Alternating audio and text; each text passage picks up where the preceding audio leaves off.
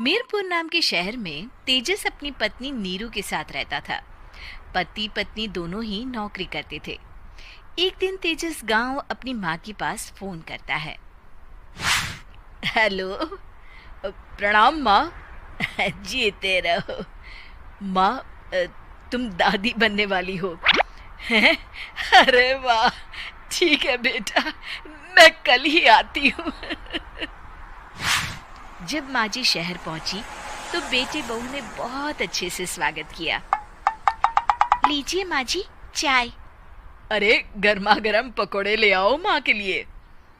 नीरू रसोई में गई और 2 मिनट में ही पकोड़े ले आई।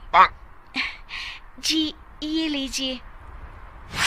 बहू जादू से बनाए हैं क्या? अभी तो रसोई में गई थी। यम्मी। माँ जी, शीला रसोई में पकोड़े तल रही है, मैं बस लेकर आई। हे भगवान, मेरा धर्म भ्रष्ट कर दिया तूने। अब तो गंगा जल से शुद्धिकरण करना होगा। दूसरे दिन, माँ जी मैंने नाश्ता बना दिया है, ऑफिस जा रही हूँ। पर अभी तो घर का सारा काम पड़ा है। शीला आती ही होगी, झाड़ू पोछा बर्तन कपड़े वो सब कर लेगी। हमारे जमाने में घर का सारा काम हम ही करते थे। जी माँ जी, आप बहुत होशियार हैं, मैं घर ऑफिस दोनों नहीं संभाल पाती। तो जरूरत क्या है घर से बाहर जाकर चाकरी करने की? वैसे भी घर का काम खुद करने से घर में बरकत आती है, समझी? पर माँ जी। पर वर कुछ नहीं, इस महीने की पगार मिले फिर ऑफिस बंद। हाँ। रात को नीरू तेजस से कहती है, सुनिए जी, माँ जी बोल रही थी कि मैं नौकरी छोड़ दूं। वैसे ठीक ही तो है, अभी तुम्हें आराम की जरूरत है। फिर भी आराम कहाँ, शीला को छुड़ाने के लिए बोल रही थी। तो अब 24 घंटे में इतना काम तो कर ही सकती हो।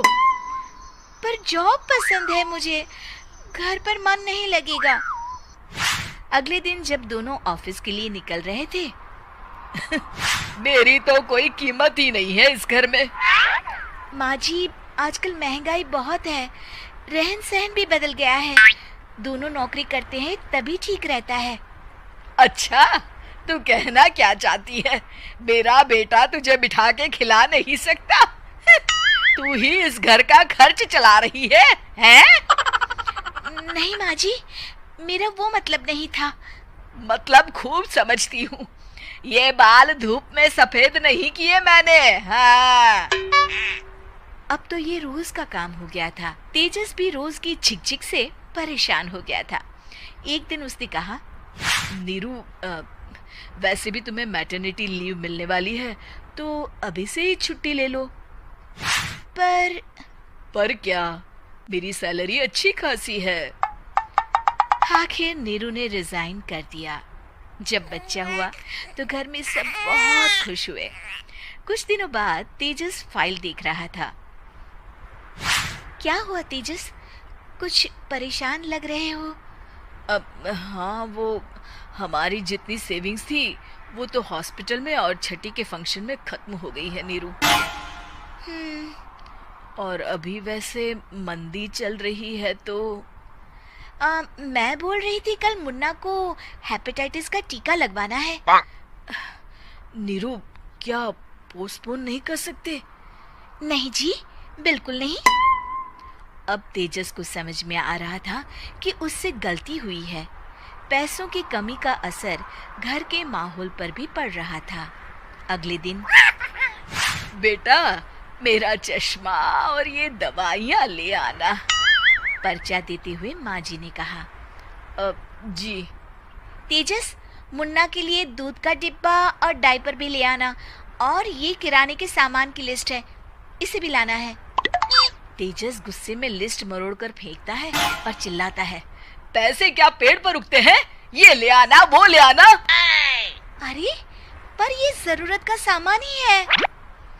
वो गुस्से में बिना कुछ कहे ऑफिस चला गया। अरे लंच तो ले जाइए।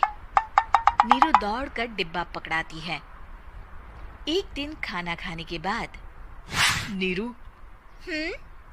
अब तो मुन्ना कुछ बड़ा हो गया, तो अब तुम वापस ज्वाइन कर लो ना जॉब। पर इस रिसेशन में जॉब मिलना बहुत मुश्किल है। ट्राई तो करो। फिर मुन्ना, माँ जी है ना, और एक फुल टाइम मेड भी लगा लेंगे। पर माँ जी, उन्हें तो पसंद नहीं। तभी माँ जी वहाँ आ जाती है और प्यार से नीरू के सर पर हाथ फेरते हुए बोलती है, अब मेरी समझ में आ गया बहू, पहले के और अब के समय में अंतर है। तुम काम शुरू करो, मुन्ना की जिम्मेदारी मेरी। मेरी प्यारी माँ जी, ये कहकर नीरू उनके गले लग गई। शिक्षा, परिवर्तन संसार का नियम है, हमें भी समय के साथ चलना चाहिए। उम्मीद है कि आपको हमारी ये कहानी पसंद आई होगी।